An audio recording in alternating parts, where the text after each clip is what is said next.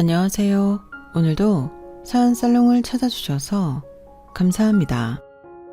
저는 결혼한 지 꼬박 3년 만에 이혼하고 현재는 5살 아들아이를 혼자 키우고 있는 워킹맘입니다. 이혼할 당시 아이는 돌이 지난 지 얼마 되지 않았을 때였는데 그래서 친정 도움을 불가피하게 받을 수밖에 없었어요. 당시 복직을 고민하고는 있었는데 남편의 잘못된 꼬임에 넘어가 복직 기회를 놓쳤거든요. 그리고 그 일은 지금 생각해도 너무 분해서 남편과 그 식구들을 미워하며 지내고 있는데요. 누가 그러더라고요. 미워하는데 소중한 인생 쓰지 말라고요.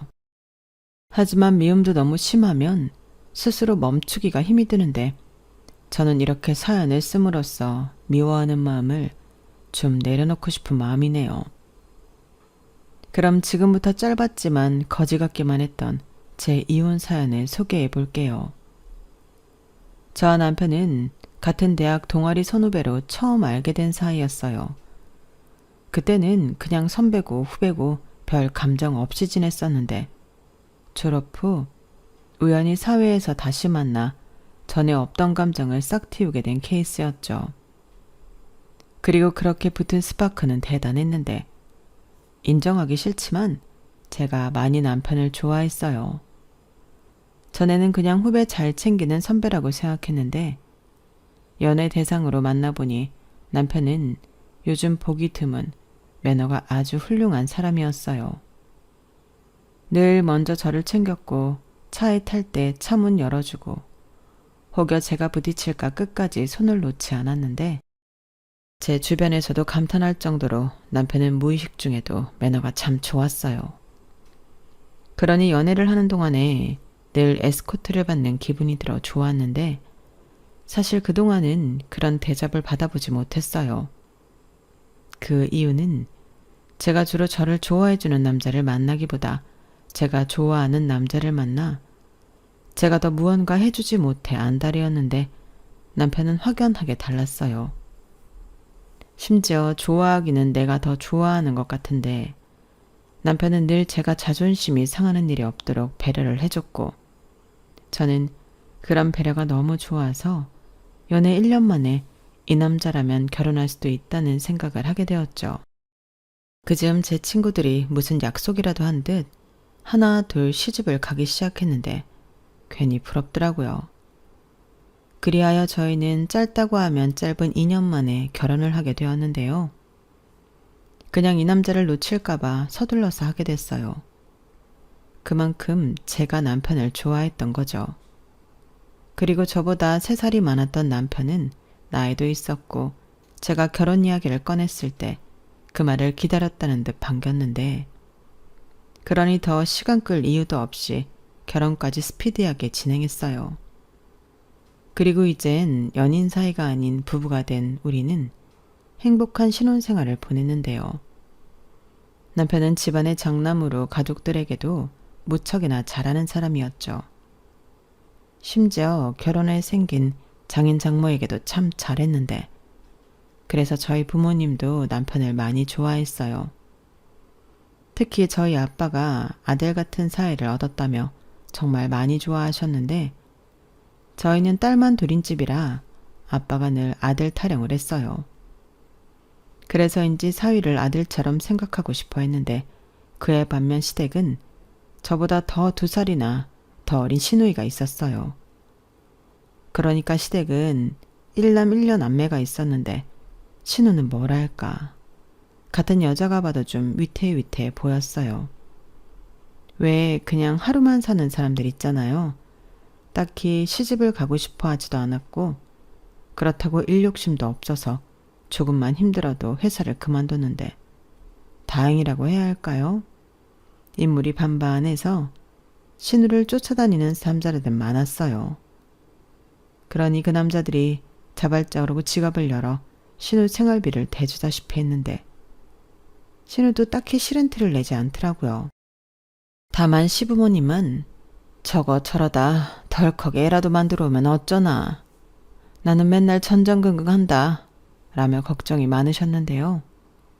처음엔 제가 무슨 말을 들은 건가 깜짝 놀랐어요. 아무리 자기 딸이 날라리처럼 남자들 만나노는 걸 좋아해도 이렇게 대놓고 덜컥 임신하고 올까봐 걱정스럽다고 하진 않을 텐데. 그렇게 따지면 시부모님도 평범한 스타일은 아니었어요. 그러니까 딸이 저렇게 자유분방하게 살 수 있었을 거라 생각은 되는데 그 불똥이 저한테 튈지는 몰랐어요. 아니, 아들은 반듯하게 잘 키운 양반들이 더 조심스러운 딸은 왜 되는 대로 막 키웠을까요? 저는 늘 그 점이 의문스러웠는데요. 시어머니가 하시는 말이 있긴 했어요. 걔 둘은 뱃속에 있을 때부터 달랐어. 우리 준석이는 아들이라고 하기에는 그렇게 힘들지 않았거든. 그런데 준이는 입덕부터 태동까지 완전 딴판이었다니까. 오죽하면 성별이 둘이 바뀌어 태어났다고 다들 그랬어. 정말요? 그건 진짜 신기하네요. 같은 부모 유전자를 받아서 어떻게 그렇게 달랐을까요? 그러게 말이다. 나도 참 그 점이 신기하다. 이럴 줄 알았으면 준석이만 낳고 안 낳았지. 네? 어머니도 참 농담이시죠? 반반이야. 그만큼 그 집에 키우느라고 고생했다니까. 어떤 점쟁이는 그냥 연예인 시키라고 했었는데 지금 생각하면 그게 후회스러워. 저렇게 반란 까질 거 연예인 돼서 돈이라도 잘 벌면 좋잖아. 이효리 있지? 우리 딸이 걔처럼 성공한다고 했어, 그 점쟁이가. 지금 생각해도 아깝네. 저는 시어머니의 말에 그저 어색하게 하하하 웃었어요. 신우가 예쁘장하게 생긴 건 맞지만 그렇다고 외모가 연예인을 할 정도로 뛰어나다고 생각하진 않았거든요. 그리고 얼굴만 예쁘다고 다 연예인 하나요? 노래든 연기든 하물며 진행이라도 할 수 있는 재능이 있어야 하는데 제가 볼 땐 신우는 그냥 예쁘다 예쁘다 칭찬받고 노는 낙으로 사는 사람이었어요. 이렇게 말하면 제가 신우를 질투라도 하는 것처럼 보일까 조심스러운데 제 생각은 그랬다는 거죠. 그러니 시부모님에겐 아들인 남편보다도 딸인 신우이가 늘 앞날이 걱정스러운 아픈 손가락이었는데 그래도 막내라고 남편도 그렇게 시부모님도 신우를 말과 다르게 예뻐했어요. 특히 남편은 지가 오빠고 여동생이라고 나름 용돈도 따로 챙겨주고 갖고 싶은 물건이 있다고 하면 슬쩍 사주기도 한 모양이었죠. 문제는 그게 결혼 후에도 계속되었다는 거였어요. 저희는 정말 신혼기간 동안 너무 행복했거든요. 그런데 신우에 관련된 이벤트가 있는 날이면 저는 좀 신기가 불편했어요. 남편도 그걸 알고 있었죠. 그래서 결혼 전에는 부모 몰래 하던 짓거리를 결혼 후에는 와이프인 저 몰래 하려고 했는데 대부분 돈이랑 연관된 일이라 제가 모를 수가 없다는 게 함정이었어요. 부부가 맞벌이면 아무래도 각자 벌어도 공동재산이라는 인식이 있잖아요. 여기서 네 돈 내 돈을 따지는 것도 웃긴 일이라 대체로 돈 관리는 제가 했는데요. 거기에도 나름의 이유가 있었어요. 신혼집이 제 명의로 제가 산 아파트였거든요. 제가 회사에서 입사 후 재테크에 관심이 생겼어요. 같이 일하던 여자 팀장님이 주식, 코인, 부동산 이런 걸로 재미를 보는 사람이었는데 조금 오바해서 회사는 그냥 놀기만 하면 지루할 것 같아 오는 딱 그런 느낌이었는데 어린 마음에 그 팀장님이 엄청 멋있어 보였죠. 그래서 나도 저런 팀장님 같은 여자가 되고 싶다는 생각을 하게 되었고 창피함도 무릅쓰고 넉살도 좋게 신입인 주제에 팀장님이랑 친해지려 노력했어요. 이유는 단 하나. 재테크 노하우를 배우고 싶었거든요. 사회초년생이 돈이 있어봤자 얼마나 있겠어요. 그러니 적은 금액으로 당장 시작할 수 있는 무언가를 전수받고 싶었는데 처음엔 살짝 귀찮아하는 것 같았지만 제가 진심으로 부탁하고 커피도 알아서 사다 아침마다 세팅해 놓으며 간절함을 보이니 슬쩍슬쩍 알려주시는 것들이 생겼죠. 저는 그때부터 본격적으로 돈에 관련된 경제 공부를 했어요. 소심하게 투자를 조금 해봤는데 거기서 수익이 나니 제대로 도전해보고 싶은 마음이 들었거든요. 그리고 두 번째 목표로 20대에 내 이름으로 된 서울의 아파트를 한 채 사자라는 꿈을 꾸게 되었고, 결혼 직전 저는 신혼집으로 쓸 수도 있다는 부푼 꿈을 안고 집 매매 계약을 했어요. 물론 대출도 조금 받았고요. 그래서 결혼할 때 집은 내가 있고 대출금은 같이 갚기로 했기에 제가 우리 부부의 돈 관리를 하게 되었는데, 그래서 아무리 남편 명의의 통장이라도 저한테 들킬 수밖에 없었어요.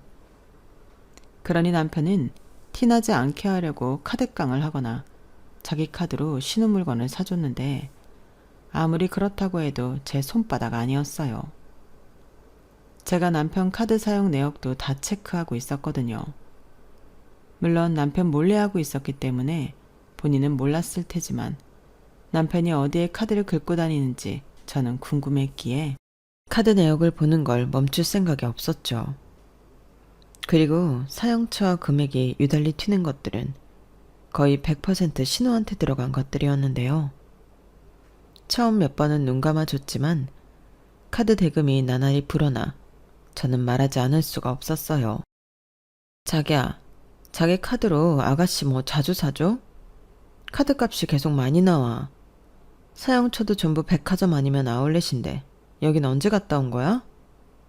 이렇게 물었는데 남편은 화들짝 놀랐어요. 그리고는 기분 나빠하듯 내역까지 확인한 거냐며 정색을 했는데 제가 그랬죠. 그럼 카드값이 계속 많이 나오는데 내가 확인을 안 해? 도대체 어디에 긁고 다니는 건지 알아야지. 근데 사용처가 자기가 다닐 만한 곳이 아니잖아. 이렇게 말했어요. 사실 제가 이렇게 물으면 남편이 정색하고 뭐라 할 줄 예상했었거든요. 그래서 더 적반하장으로 밀어붙일 요량이었는데 역시나 남편은 아무 말도 하지 못했어요. 자기도 찔리는 구석이 있으니 강하게 말하지 못했던 거죠. 그리고 제가 선심 쓰듯 지금까지 일은 넘어갈 테니 다음엔 이런 일이 없게 하라고 하니 남편은 그제야 미안하다고 앞으로는 이런 일이 없는 것은 물론이고 자기가 개인적 돈이 아닌 가족에게 돈을 써야 할 때는 아내인 저와 상의하겠다고 약속했어요. 저는 남편의 그런 약속을 믿었기에 그 일은 그렇게 넘어갔는데, 그래도 좋은 아들, 좋은 오빠는 어디 가지 않더군요. 한 번은 신우가 생일이었는데 아주 이기집애가 지 오빠한테 제대로 뜯어낼 생각인 건지 자기 생일이라 갖고 싶은 것도 많고 친구들 불러 좋은 데 가서 파티도 하고 싶다며 노골적으로 돈을 좀 넉넉히 달라고 하더라고요. 저는 눈을 동그랗게 뜨고 넉넉히라고 하면 얼마를 말하는 거냐. 남편이 말하기도 전에 나서서 정리를 하려고 했는데 신우는 굉장히 언짢은 얼굴로 저를 쳐다봤어요. 분명 아무 말도 하지 않았지만 얼굴이 네가 왜 나서냐 딱 그런 얼굴을 하고 있었죠. 게다가 아들 주머니는 쉽게 생각하던 시어머니도 이런 날 오빠가 동생 챙기는 거지. 너도 참 그렇다. 네가 우리 준석이한테 뭐라고 해서 요즘은 준이 쟤도 지 오빠 찬스도 잘 못 쓴다고 하던데 생일까지 못 챙기게 하려고? 그건 아니지. 라고 나서며 저에게 핀잔을 주셨는데요. 남편은 그게 기회라고 생각한 건지 지갑을 꺼내서 가지고 있던 현금을 모두 신우에게 줬어요. 5만 원짜리가 6장이었는데 기가 막혔죠. 그래도 10장이 들어있었으면 그걸 다 줬을 텐데 그게 어디냐. 저는 애써 좋았던 분위기를 망칠까 허벅지를 꼬집어가며 참았는데 30만 원 정도는 오빠가 용돈을 줄 수 있는 거 아니냐 라고 생각하실 수도 있겠지만 제가 벌써 신우한테 생일이라고 20만 원을 따로 봉투로 해줬기 때문에 저는 그게 지나치게 많다고 생각했어요. 막말로 저희가 월 1,000만 원씩 버는 사람들도 아니고 시부모님도 아닌 신우 생일인데 20만 원이면 충분하다고 생각했거든요. 그런데 제 예상을 깨고 50만 원이나 주게 된 꼴이니 다다음 시어머니 생신날은 어떻게 해야 하는 건지 짜증이 났고 남편한테 앞으로는 현금을 그렇게 많이 갖고 다니지 말라고 단도리를 했었죠. 저희 남편이 제가 카드 내역을 본다는 사실을 알고 난 이후부터 카드 대신 현금을 쓰기 시작했거든요. 그리고 그걸 알았을 때는 그것도 나쁘지 않다고 생각했는데 제 생각과는 다른 문제가 있었어요. 남편은 늘 지갑에 두둑하게 현금을 뽑아갖고 다녔는데 따로 기록을 하는 것도 아니라서 어디에 얼마나 쓴지도 모르고 있더라고요. 그래서 계속 저 모양이면 그냥 내가 100만 원씩 한 달 용돈을 주는 게 맞지 않나 고민을 하고 있었는데 당시 남편 월급은 400만 원이 조금 넘었어요. 그러니까 제 기준에는 100만 원도 사실 많이 주는 거였는데 결혼 후 보니 남편 씀씀이가 생각보다 크다는 게 문제였어요. 게다가 자기 가족들 만나면 이렇게 뜯기고 저렇게 뜯기고 거기에 더해서 자기가 기분까지 내면 100만 원은 하루면 다 쓰는 돈이었는데 어떤 와이프가 그걸 좋아하나요? 당연히 저도 싫었죠. 그래서 좋았던 신혼생활 중에도 돈 문제 때문에 푸닥거리는 몇 번 했었는데 문제는 그게 잘 고쳐지지 않았다는 거였죠. 그러던 중 저는 임신을 했고 가족 계획 하에 한 임신이라 저는 최대한 쓸 수 있는 육아휴직과 재택근무를 신청했는데 제가 하는 일은 재택근무가 가능한 일이었어요. 그래서 아이가 태어나도 출근하지 않고 집에서 어느 정도 업무를 볼 수 있었는데요. 문제는 회사 내 인식이었어요.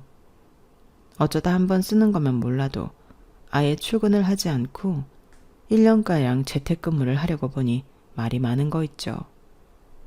분명 사구에는 최대 1년까지 쓸 수 있는 걸로 되어 있었는데 그냥 보여주기식 규칙이었나 봐요. 그래도 그때는 임신을 한 뒤로 철판을 깔고 하는 데까지는 하려고 했는데 역시나 아이를 낳고 출산휴가가 끝난 뒤 육아휴직 할지 재택근무를 할지 고르라는 회사의 통보가 날아왔어요. 둘 다 순차적으로 쓸 생각이었던 저는 난감할 수밖에 없었죠. 사실 저는 1년은 육아휴직, 1년은 재택근무 후 아이를 어린이집에 보내고 출근직으로 전환할 생각이었거든요. 그런데 그런 제 계획을 꿰뚫어 봤다는 듯 회사는 호락호락하지 않았고 저는 일단 육아휴직을 쓰기로 했어요. 그리고 그 이유 문제는 남편과 상의를 하려고 했어요. 남편은 그때도 제가 하고 싶은 대로 하라며 남일처럼 말을 하는 거 있죠. 그래서 한 번은 짜증이 나길래 그럼 내가 시우 돌까지 육아휴직 쓸 테니까 자기가 시우 어린이집 갈 때까지 육아휴직 써. 자기네 회사도 육아휴직 쓸 수 있잖아. 이렇게 말했죠. 남편을 기겁을 하며 무슨 남자가 육아휴직을 써. 그러다 나 잘려. 이렇게 말했는데 어째 신혼 초반부터 저의 행복은 점점 증폭이 되는 게 아니라 내리막길을 걷는 것만 같았어요. 사실 그건 제 입장에서는 씁쓸한 일이었는데요. 저는 남편과 결혼하면 행복이 2배가 될 줄 알았거든요. 그런데 실상은 엉뚱한 일에 스트레스 받고 남편에게 때때로 서운함을 느끼는 날이 많아졌는데 처음에는 임신해서 호르몬 때문이라고 생각했어요. 하지만 그건 호르몬이 아닌 저의 상식에 기반한 가치관이었고 가족을 위한다는 게 내가 아닌 시댁 식구들이라는 생각에 불만이 무서운 속도로 쌓이고 있었어요. 아, 이래서 남편을 남의 편, 그냥 시댁 편이라고 하는 건가? 그런 생각이 들었는데 제가 막달이 되어 본격 출산휴가와 육아휴직에 들어갈 즈음 놀라운 소식이 들려왔어요. 아니 글쎄 무슨 일이 있었는지 남자친구가 없어서 외롭다고 푸념하던 신우가 갑자기 결혼을 한다는 거예요. 그 사실을 가족 중 제가 가장 늦게 알았는데 남편은 벌써 매제가 될 남자도 밖에서 따로 만나봤다며 저더러 직업도 7급 공무원이라 안정적이고 성품도 괜찮은 사람이라며 저한테 신우 예비신랑 자랑을 늘어놓더군요. 하지만 아무리 생각해도 이상하기만 했던 저는 남편에게 근데 아가씨는 지난 명절까지도 가족들한테 만나는 사람 없다고 했잖아. 연애도 아니고 결혼? 그럼 그 남자랑은 얼마나 만난 거야? 혹시 아가씨 애라도 가진 거 아니지? 라고 물었어요. 역시는 역시였어요.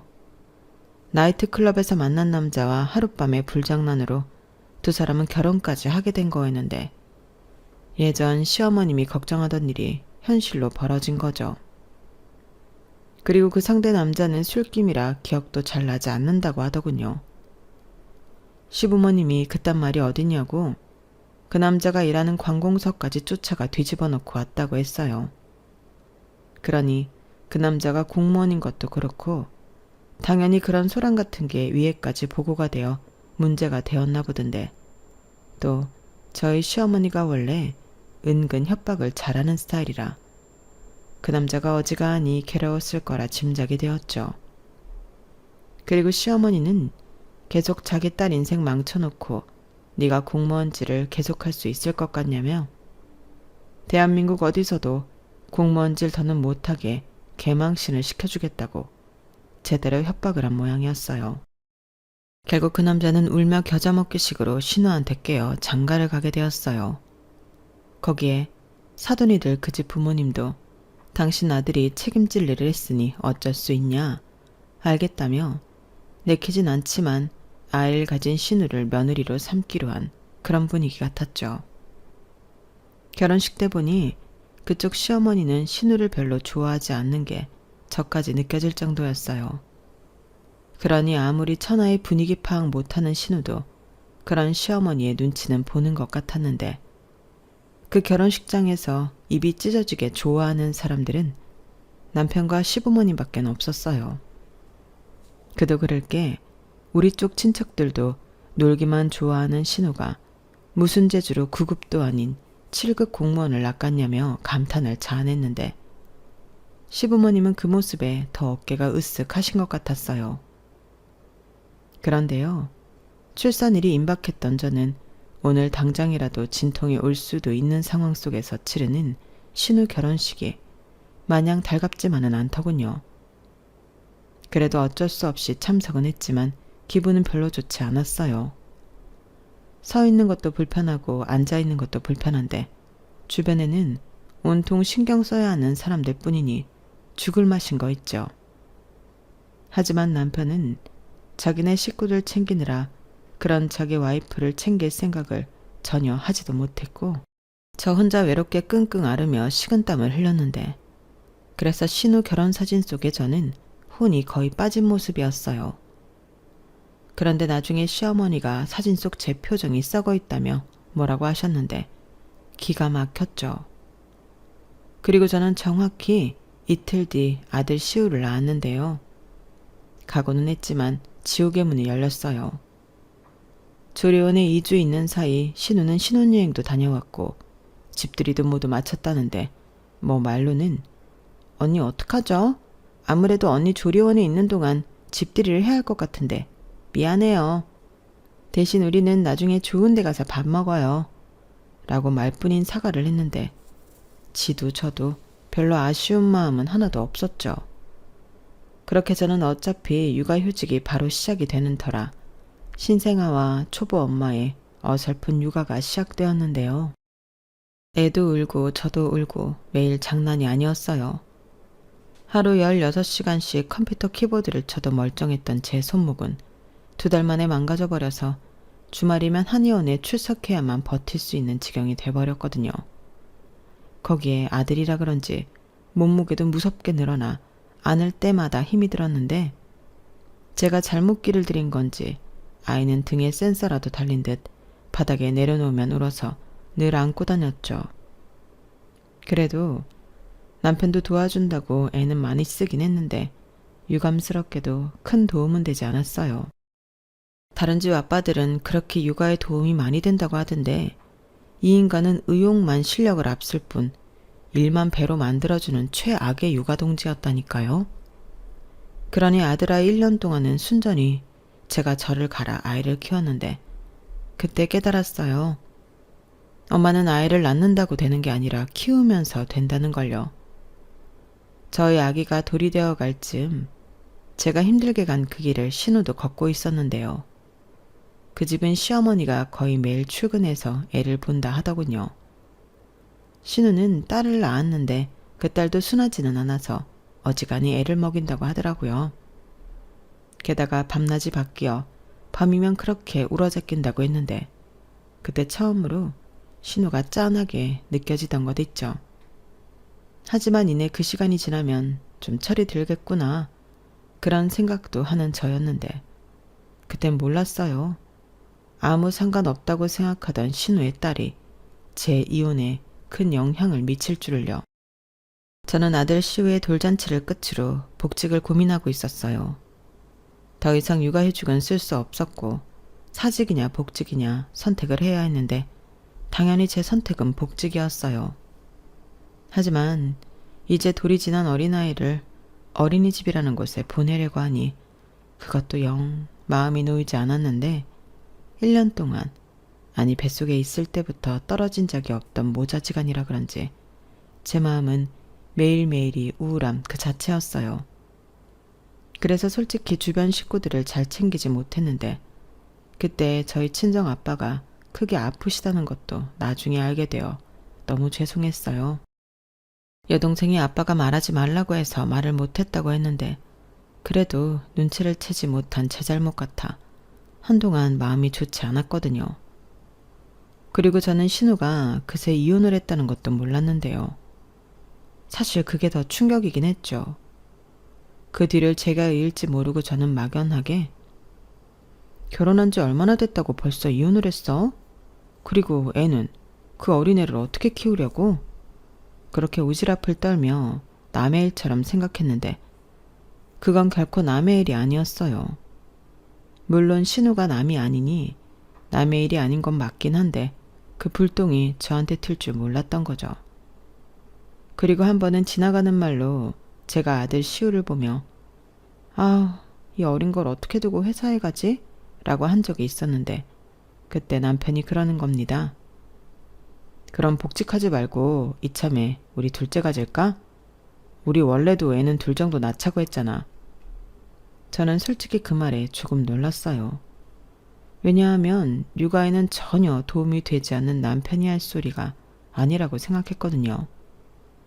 모르긴 몰라도 고만고만한 아이 둘을 키우는 건 쌍둥이를 키우는 것과 다르지 않을 것 같았는데 그때 남편은 본격적으로 저를 설득하려 마음을 먹었는지 또 이렇게 말했어요. 자기야, 생각해봐. 또 잘 다니다 둘째 가질 쯤 회사에 또 육아휴직 쓴다고 하면 그때 가서는 눈치가 안 보일까? 어쩌면 그때는 진짜 회사를 그만둬야 할 수도 있어. 그럴 것 같으면 애 키우는 김에 얼른 하나 더 키우고 1살이라도 더 젊을 때 새 직장 찾는 게 낫지. 안 그래?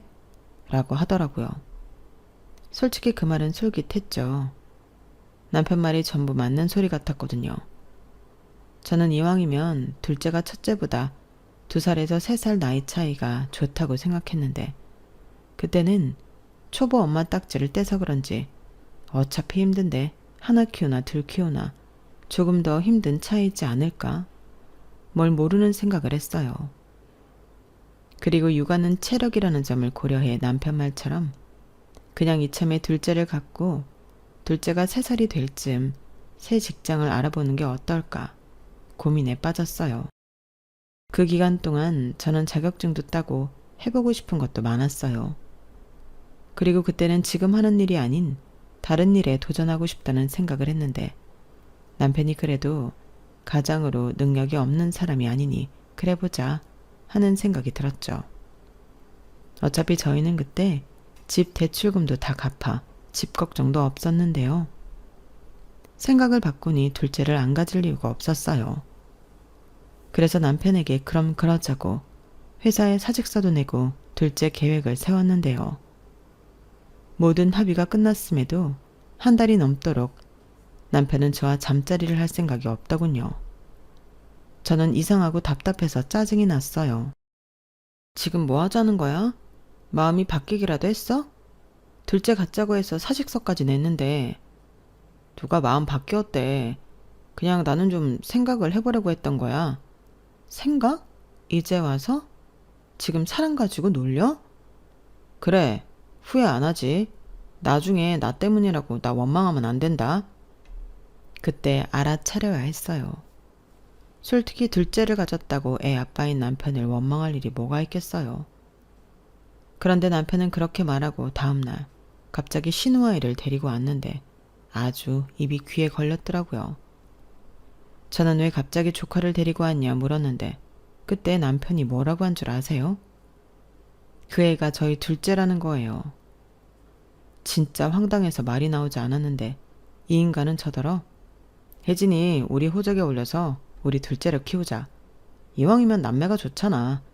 자기 힘들게 또 임신하고 출산 안 해도 되고 준이는 혼자면 새 출발할 수 있고 이거야말로 진짜 좋은 생각 아니야? 남도 아니고 내 핏줄이잖아. 그럼 자기도 우리 딸로 키울 수 있지 않아? 이러더라고요. 정말 미친 개소리 아닌가요? 지 핏줄이니까 괜찮다. 근데 그 애는 제 핏줄은 아니잖아요. 제가 왜 신우의 애를 제 딸로 키워야 할까요? 저는 멍멍이 짖는 소리 그만하라고 있는 힘껏 소리를 질렀어요. 지금 나더러 네 동생 자식 키우라고 회사도 사직서 쓰게 했어? 너 돌았냐? 제정신이야? 그래놓고 나한테 나 때문이라고 원망하지 말라고 했어? 저 말을 할 때는 저는 거의 제가 아니라 제 안의 악마가 모습을 드러낸 듯 정신이 혼미할 정도였는데 남편은 처음 보는 제 모습에 겁을 먹은 듯 보였어요. 남편 품에 안긴 시조카는 자지러지게 울고 다행히 저희 아들은 친정에서 봐주신다고 데리고 갔는데 다행이었죠. 그리고 저는 이 문제를 하루빨리 해결하고 싶었는데요. 저는 제가 이렇게 정색을 하면 남편이 알아서 꼬랑지를 내리고 잘못했다고 빌 줄 알았어요. 그럼 다시는 이딴 소리 하지 말라고 단단히 일러두고 이 문제를 마무리하려고 했는데 남편도 무슨 생각인지 물러날 생각이 없어 보였어요. 그래서 문득 궁금해지더라고요. 그래서 남편에게 물었어요. 그 애를 우리 호적에 올리면 아가씨는 자기 애 없이 살 수 있대? 설마 자기 동생이 그렇게 해달라고 했니? 자기 새 출발하게? 저는 거의 악에 바쳤기 때문에 거의 악을 쓰듯 그렇게 남편에게 물었어요. 그러자 남편이 잠시 우물쭈물 하는 듯 했는데 신우가 이혼을 한 이유가 있었더라고요. 저는 둘이 뭔가 안 맞아 이혼을 한 줄 알았는데 신우는 일방적으로 이혼을 당한 거였어요. 그 이유는 신우가 낳은 아이가 매제의 친딸이 아니었기 때문이었는데 아무리 애기라고 해도 생긴 것도 닮은 구석이 없었고 혈액형도 낳을 수 없는 혈액형이라 남편이 유전자 검사를 신우 몰래 한 모양이었어요. 그리고 자기 친자식이 아니라는 걸 알고 그날부로 신우에게 이혼 소송을 걸고 자기 결혼으로 위자료 청구까지 했다는 것 같았는데 신우가 돈이 있을 리가 없었죠. 그래서 남편이 저 몰래 신용대출을 받아 신우의 위자료를 대신 내줬다는데 사람이 너무 어이가 없으니까 웃음이 절로 나오는 거 있죠. 저는 거의 실성한 사람처럼 웃었어요. 그리고 이렇게 된 거 지금 다 까라고 나중에 나오면 나도 네가 나 속인 걸로 이혼 소송 걸겠다 하니 남편은 신우 결혼할 때도 자기 상여금을 빼돌려 신우 결혼 비용에 보탰다고 했는데 안 그래도 제가 상여금 나올 때가 한참 지났는데 올해는 왜 안 나오냐고 물은 적이 있었거든요. 그런데 그 돈을 저랑 상의도 없이 홀랑 신우 밑으로 털어 넣었다는데 더 들을 것도 없었어요. 저리 자기 동생을 너무 사랑해 자기 인생도 자기 돈도 다 갈아 넣겠다는 남자를 제가 어떻게 감당하나요? 특히 신우의 애를 대신 지켜주는 건 참 막말로 그 애가 마지막이라고 누가 보장할 수가 있겠어요. 나중에 시어머니가 이 사실을 알고 진짜 애 아빠는 누구냐고 거의 신우를 죽일 듯 몰아세웠어요. 신우는 울면서 모른다고 했거든요. 그러니까 그렇게 하룻밤 잠자리를 나눈 남자가 한둘이 아니라는 건데 저는 그런 신우를 감싸는 남편을 이해하고 싶지 않았죠. 남편 말로는 자기라도 감싸지 않으면 자기 동생이 잘못된 선택이라도 할까 겁이 나서 그런다고 하는데 저는 그것도 개소리라고 생각합니다. 그럴 용기가 있는 사람이면 충분히 자기 아이 책임지고 살 수 있죠. 그런데 이렇게 자기 오빠 편에 자기 자식을 떠맡는 사람이 무슨 마음가짐으로 그런 어마무시한 결심을 하겠어요. 물론 남편은 자기 동생은 무조건 아니고 자기가 자기 동생 인생이 하도 가여워 조카라도 걷어주려 했을 뿐이라고 했는데 저는 믿음이 영 가지 않았죠. 또 설령 그게 사실이라고 해도 더 싫으면 싫었지 마음이 바뀌지 않았는데요. 저는 하나하나 양파가 까지듯 남편이 저를 속였다는 사실에 이혼을 결심했거든요. 솔직히 이런 상황에서 이혼하지 않으면 제가 등신 아닌가요? 그래서 저는 하루라도 빨리 복수를 하고 싶은 마음이었는데 그래서 합의 이혼할 생각 없고 할 수 있는 한 탈탈 털어 남편에게 제대로 한 방을 먹여줄 생각이었어요. 어차피 사직서도 써서 시간도 많고 퇴직금도 들어와 돈도 있었는데 시간과 돈 있는 여자가 복수를 다짐하면 얼마나 무서운지 알려주고 싶었다랄까요. 그래서 저는 바로 이혼 전문 변호사를 찾아가 상담했고 남편이 저를 속인 점 그리고 혼인 기간 동안 저와 저희 아들이 아닌 본가 식구만 챙긴 점을 들어 정신적 피해 보상금까지 요구했는데 이혼 소장을 받은 남편은 난리가 났어요. 제가 일부러 소장을 회사로 보냈는데 근무 시간 중간에 허겁지겁 달려와 빌더라고요. 저는 그 사이 남편 짐을 야무지게 싸서 현관 밖에 내다 놨는데 그 순간만큼은 집이 제 거라는 것이 너무나도 다행스럽게 느껴졌어요. 남편은 자기가 생각이 짧았다고 신우애를 호적에 올리자는 건 취소하겠다고 하면서 이후부터는 신우와 거리를 두겠다고 했는데 저는 걔가 똥을 끊지 오빠가 어떻게 동생을 멀리하겠냐고 그냥 나랑 멀어지자고 했죠. 저는 이미 마음이 굳어버렸기 때문에 1도 미련이 없었거든요. 그러자 남편은 어떻게 그럴 수 있냐고 우리가 사랑했던 시간을 떠올려 보라고 했는데 미안하게도 제 마음은 신기하게 돌아서 버렸죠. 이래서 어른들이 정 떨어지면 뒤도 돌아보지 않는다고 한 건지 그냥 남편 얼굴 보는 것도 아니 목소리 듣는 것도 싫었는데 남편은 집 밖에 한 발자국도 나가지 않겠다며 버티더군요. 저는 하는 수 없이 친정 식구들을 불렀어요. 아빠는 아프시니까 오지 말라고 했는데 이번 일로 저희 아빠도 화가 많이 나셨는지 큰아빠, 삼촌 죄다 끌고 오셨는데 저희 친정아빠부터 친가 식구들이 운동을 한 사람들이라 몸도 좋고 힘도 세거든요. 그래서 남편은 저항도 제대로 해보지 못하고 거의 맥없이 짐짝마냥 번쩍 들려서 쫓겨나게 되었어요. 저는 그 길로 비밀번호도 바꿔버렸어요. 그뿐만이 아니라 계속 집에 찾아와 사람 귀찮게 할 것 같아서 아들 시우 데리고 친정으로 갔는데요. 남편도 어쩔 수 없이 변호사 선임의 소송을 벌였죠. 남편은 끝까지 이혼은 원하지 않는다는 주장을 펼쳤는데 저는 또다시 남편의 지나친 가족 사랑으로 피해를 볼 것이 무서워 더는 결혼 생활을 지속할 수 없음을 호소했어요. 그리고 남편이 저 몰래 돈까지 신우한테 썼다는 점도 용서가 되지 않는다고 했는데 결국 판사님은 제 손을 들어주셨죠. 대신 집 대출금을 남편도 같이 상환한 부분이 있으니 남편이 저 몰래 시댁 가족에게 돈을 해주는 건 더는 물을 필요가 없다고 했는데 대신 양육권은 저희가 있으니 저희 아들이 성인이 될 때까지 양육비 100만 원을 매달 지급하게 되었어요. 그에 반면 피해 보상금까지 바라는 건 과하다는 판결이었어요. 그건 저도 어쩔 수 없었죠. 대신 남편이 몸만 집에서 나가고 매달 양육비를 지급한다는 점을 들어 그냥 거기서 이혼 재판을 마무리 지었는데 남편은 끝까지 제 바지가랑이를 붙들고 매달렸어요. 그러게 이럴 걸 왜 그런 강 큰 생각을 했는지. 저는 남편 손에 잡힌 제 바지가랑이를 힘껏 잡아 뺐는데요. 저도 한번 마음먹으면 하는 타입이거든요. 그러자 이번에는 시부모님과 신우까지 찾아와 잘못했다, 미안하다, 돌아가며 저를 붙잡으려 했는데 시부모님은 아무래도 제 아들 때문에 그랬던 것 같더군요.